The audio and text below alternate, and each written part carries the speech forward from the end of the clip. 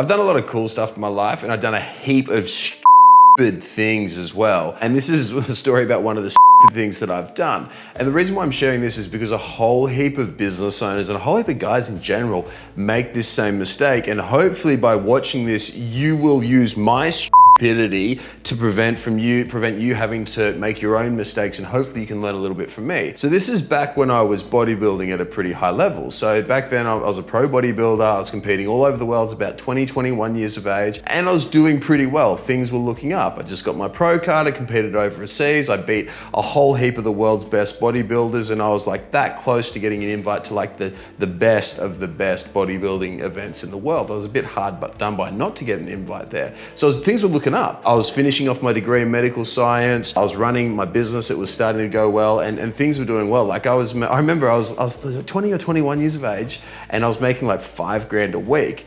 And I was like, holy shit, like I'm making $5,000 per week at the moment. It was crazy. I felt like I was loaded. Like I thought I was so rich, like I could buy sushi. And I remember for the first time, like buying sushi and sashimi and thinking, I've made it. Like this is life. I can afford sashimi now. This is really cool. And for a little bit of context as well, in the years prior to that, I didn't have much money. I was a broke uni student. I had an amazing family who supported me really, really well, but I didn't have like a whole heap of money. I'll give you an example of my level of brokenness. I used to carry around a change jar, right? A coin jar. And so anytime like any of the boys that have change, I just go and collect their 20-cent pieces, right? 20-cent, 50-cent pieces. And I'd put them into this jar. And that's what I would use to go and pay for food. Like whenever I had to go out, I got hand-me-down clothes from my mates. So I was wearing secondhand clothes. So I didn't have a whole heap of money. So for me to then go from having no money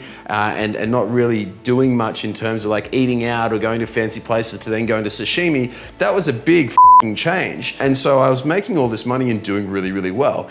And what my thought process was at that time was like, okay, cool, James. Well, right now you're studying at uni, you're finishing that off, you're doing well in bodybuilding, so let's go through there, let's get to #1 in the world. And at the same time, let's also work really hard. And my rationale, my thought process was, how am I gonna get all this done, right? That was the thing. I was like, I've got a lot on my plate, how am I gonna get it all done? And so the way that I came up with my solution for fitting all this in was, I'm gonna sleep less. Genius, right? I'm gonna sleep for 4 hours a night, because all these high performers in the world, they say that you can sleep 4 hours a night and anything more is a waste. So I'm gonna work the best part of 20 hours per day, and I'm gonna sleep 4 hours per night. Right? And lo and behold, you guys can guess what happens, right? So I'm going through and I'm training. At this stage, I'm training about 6 hours per day in the lead up to a comp. Outside of that, pretty much every other waking moment is spent working. And what ends up happening is really, really quite interesting. So I still remember this day where I was outside doing cardio, because I was doing roughly 3 hours of cardio a day and 3 hours of weights. I was outside doing cardio, and I just still remember like breathing like through my nose and trying to do diaphragmatic breathing and getting super, super lightheaded from it and going into this like almost anxiety attack type state. And that was the first time that I'd ever truly experienced anxiety.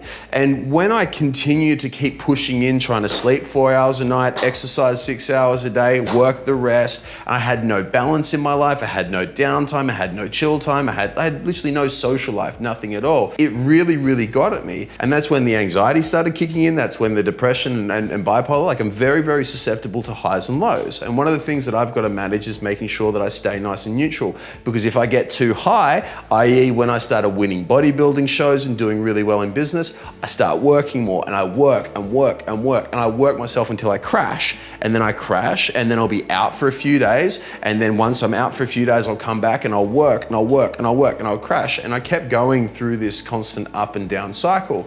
And then what was really interesting after that was then I started getting IBS-like symptoms. So I started getting super blocked up, super gassy. Like there was a period in time where I literally didn't shit for 2 weeks. Right? Which was nuts. Like that was gnarly. It was not fun at all. My belly was out here. I was distended. And my solution for all this was like the more anxious I got, the more bipolar I got, the more exhausted I got, the worse my IBS got. I was like, work. Just keep working, keep pushing, keep grinding. Because that's all I knew. All I knew was how to grind. The thing that got me to success in business was grinding. The thing that got me to success with uni was grinding. The thing that got me to success in bodybuilding was grinding. I'm not the most naturally talented guy. Like I'm not the smartest dude in the room, but far from it. I'm not the best genetically in terms of like my body. I'm not the biggest, I'm not the leanest, I'm not the strongest. Like I wasn't any of those. One thing I was the hardest worker in everything I did. And I attached my identity to that. Maybe some of you guys can relate to this. I attached my identity to being someone who just worked and was an absolute workhorse, and that was how I got everywhere. But the bad part about this is that when I attached my identity to that and I was only known for working, my default was, okay, you just gotta work harder. And when I started overworking myself and burning the candle at both ends, everything started to collapse in a massive heap. And what happened out of all of this was I went from being one of the best bodybuilders in my class in the world down to a nobody. I literally went from like, probably I was beating guys from the top 10, right? And then I eventually ended up becoming, I placed like second last in my final show that I did. And it was embarrassing for the dude who got last because I looked like it, like if I beat you, you're in a bad way, bro. And so I went from like a really high in bodybuilding to super, super low. In business, I went from, crushing at 5K a week, eating sashimi, all the way down to like, I tanked my business where I was down to like making like less than $1,000 a week. So my business was 20% of its former size, which is crazy. My guts were a mess. My anxiety was out of control. I was hardly sleeping. I was in this constant like days of brain fog and autopilot. And it was only when I took my foot off the gas that I allowed things to actually recover and they could actually come back. And the thing that allowed me to get back to being, relatively jacked, relatively shredded, strong, recover, heal my body, all that sort of stuff, was being neutral and making sure that I didn't take on too much on my plate and I had balance. And ironically now my business is many, many times the size of that, like well over 10 times the size of what it was then.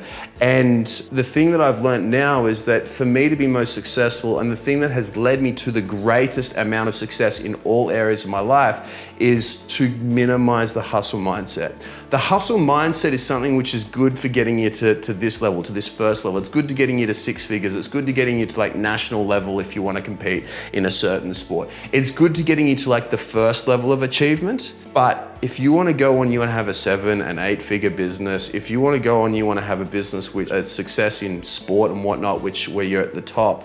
You need to have this balance, and you can't just work and work and work and work and work. You need to make sure that you're going to sleep, you're going to recover, and you're going to take care of your body. Look after the hierarchy of health, as we always say. Look after the nervous system, digestive system, hormone, immune system, and then the rest will look after itself. If you do that approach, you'll be much, much more successful. And hopefully some of you guys can take this from me and not do the stupid that I did. This whole hustle and grind mindset. You heard people talking about don't work 9 to 5, work 95, like 95 hours in a week, preaching that stuff. That's crap. Don't do that. It's stupid. Really, really dumb. Working Monday to Sunday, rest days are for the week. I can sleep when I'm dead. All that stuff is stupid. Take it from me. I lived that life, and I lived that life at a very, very high level. Like I've actually performed. I've actually lived this. I've actually had success in business, actually had success in sport and whatnot. But I can tell you right now, the worst thing you can do is live that. If you do live that, you will end up like how I did. Your body will itself, your mind will itself, and you will lose more than you gain.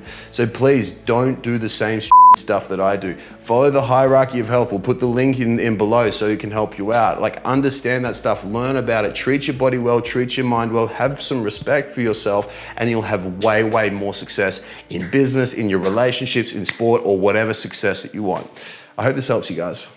I hope you enjoyed the video. If you got something out of it and you want to learn more, click the link below or type in High Performance Conversations with James Cant, and you'll be able to check out all the podcasts that we've done. We cover a stack of different topics, everything from getting your mojo back, overcoming anxiety, self-doubt, self-esteem, and learning from some of the industries and some of the world's top performers in both business and in health. Look forward to having you on there.